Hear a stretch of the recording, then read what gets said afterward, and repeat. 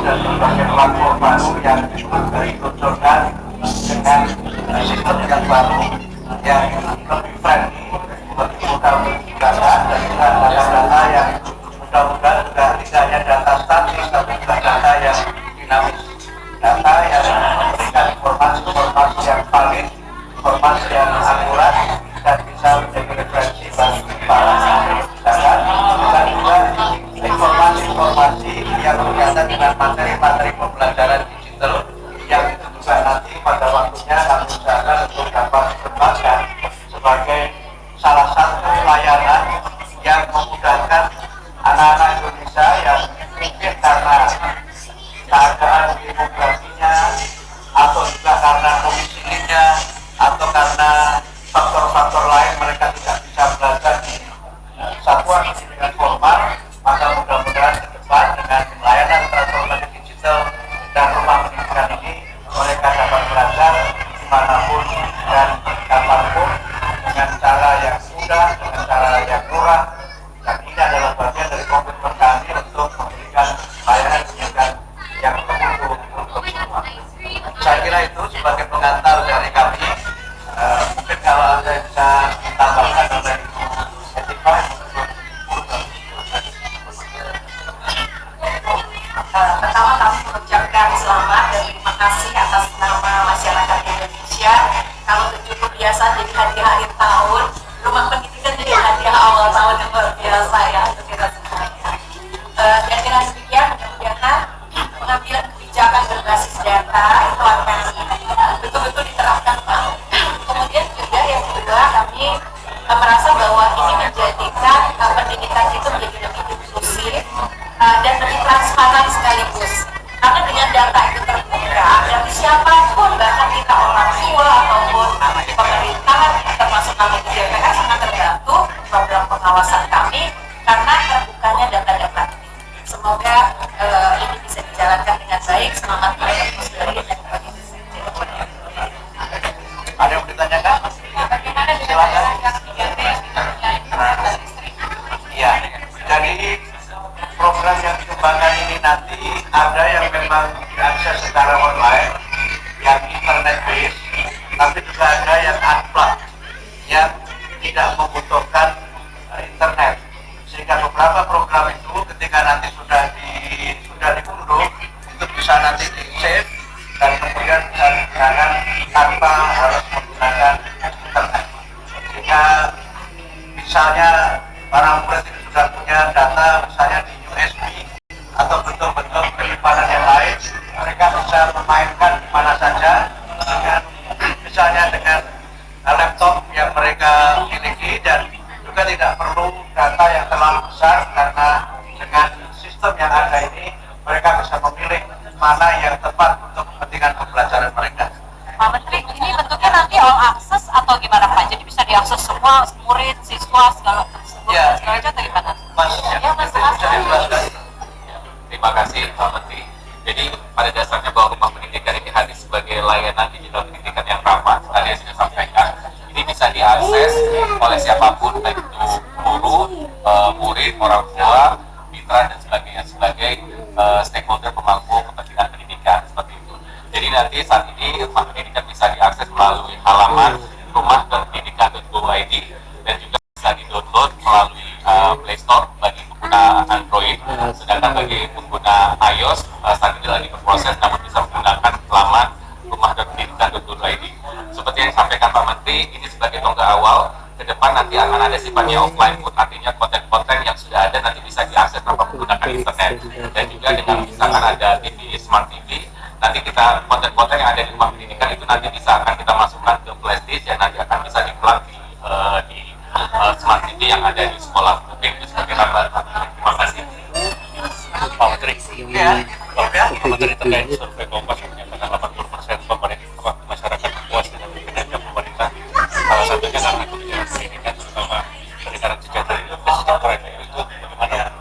yang pertama kami menyampaikan terima kasih kepada seluruh masyarakat yang telah memberikan perhatian terhadap kinerja kami, dan juga terima kasih juga kepada seluruh pihak, khususnya di jajaran kami di Kementerian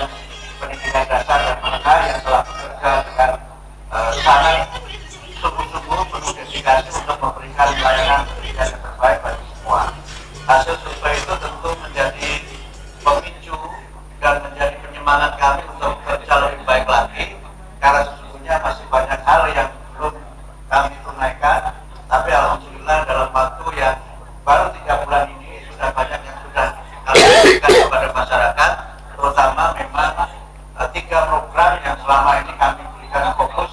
Pertama adalah untuk peningkatan kesejahteraan dan kualitas guru melalui sertifikasi guru, kesejahteraan untuk para guru yang kami sertifikasi, kemudian juga model pelaporan kinerja guru yang baru, kemudian juga kebijakan di mana guru ASN dapat mengajar di satuan pendidikan swasta.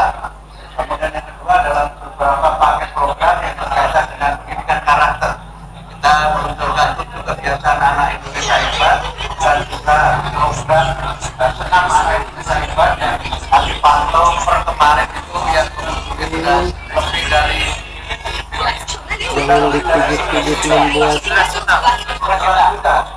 lebih dari 11 juta, dan alhamdulillah sekarang ada kultur baru di sekolah yang memang banyak pendidikan karakter yang kami sebut sebagai pagi ceria, di mana sebelum pembelajaran anak-anak senam anak Indonesia hebat, kemudian menyanyikan lagu Indonesia Raya untuk membangkitkan nasionalisme dan berdoa untuk memperkuat spiritualitas anak-anak. Termasuk juga kami memberikan dukungan program makan bergizi gratis yang memang leading sektornya adalah Badan Gizi Nasional, tapi kami di sekolah adalah penerima manfaat terbanyak dari program itu.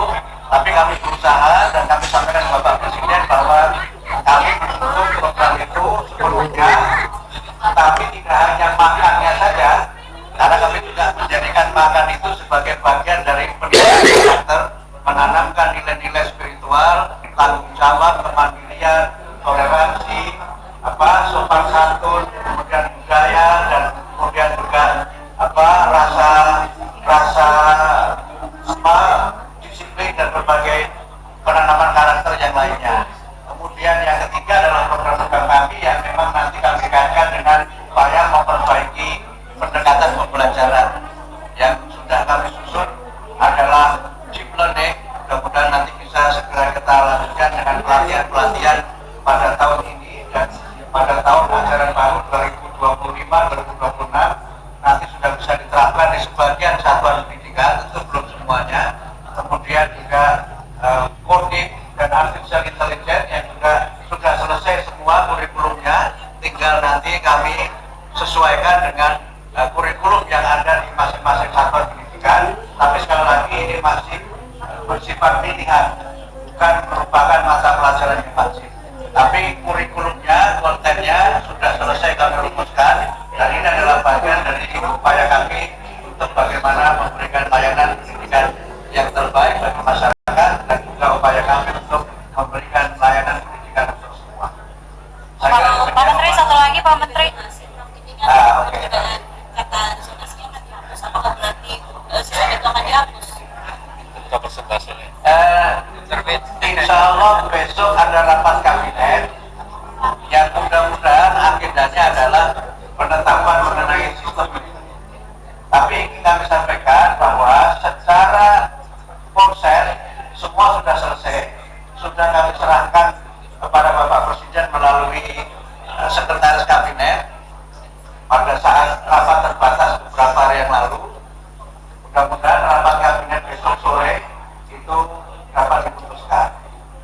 Nanti soal isinya bagaimana, ya kita diajari oleh agama untuk jadi orang yang sabar. Pak, pembelajaran di bulan Ramadan Bapak kemarin bilang udah ditandatangani. Untuk pembelajaran bulan Ramadan sudah selesai, saya sudah tanda tangan, Menteri Agama sudah tanda tangan, mudah-mudahan Pak Menteri Dalam Negeri hari ini bisa tanda tangan. Kalau beliau Pak Menteri Dalam Negeri hari ini sudah tanda tangan, mudah-mudahan sorenya bisa kami bagikan kepada rekan-rekan wartawan. Itu ya, jadi tinggal menunggu Pak Menteri Dalam Negeri. Harusnya tadi malam sudah Ya, mudah-mudahan sudah, karena kami ini memang bekerja dengan semangat untuk memberikan layanan yang terbaik bagi seluruh masyarakat, khususnya layanan pendidikan untuk semua. Oh ya? Terima kasih. Cukup Pak. Deep learning itu pendekatan pembelajaran yang mungkin nanti kita akan coba lihat apakah bisa. Oh, baru dari persiapan dari Bu Mas sudah kira setelah nanti saya ke kantor atau hari sekarang lah, mungkin nanti sudah bisa diakses teman-teman tentang pembelajaran di bulan Ramadan. Betul ya, yang saya tahu kenapa November? Oh, ini kenapa November? Karena kami supaya bosan. Ya nggak apa-apa ya, nggak apa-apa, bosan aja nggak apa-apa. Bosan dikit-dikit terlalu. Jadi memang kenapa November? Karena yang kelas 12 itu kan nanti dia akan kuliah, sehingga dengan hasil itu dapat bermanfaat untuk menjadi salah satu